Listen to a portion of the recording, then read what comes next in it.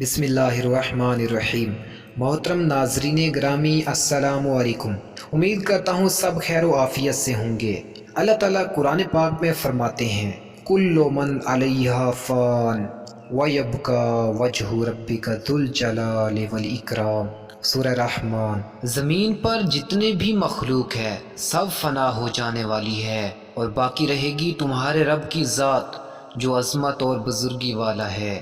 ہم جتنا عرصہ بھی دنیا میں رہ لیں ایک دن اس دنیا کو چھوڑ جانا ہے، تمام چیزیں ختم ہو جائیں گی، اس کے بعد قیامت برپا ہو جائے گی۔ تو سرکار دو عالم صلی اللہ علیہ وآلہ وسلم کی احادیث کی روشنی میں میں اس ویڈیو میں قیامت کی 10 چھوٹی نشانیوں کا ذکر کرنے والا ہوں۔ قیامت کی چھوٹی نشانیوں میں سب سے پہلے رسول اللہ صلی اللہ علیہ وآلہ وسلم کی بعثت ہے۔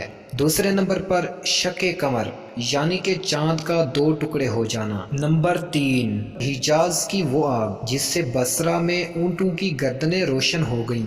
نمبر 4 فتنے ہی فتنے۔ نمبر 5 جھوٹے مدعیان نبوت دجالوں کا خروج۔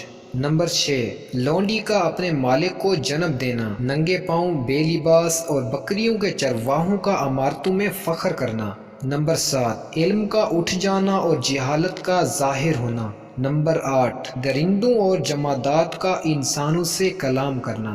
نمبر 9 قطع رحمی، برے ہمسائے اور فساد کا ظاہر ہونا۔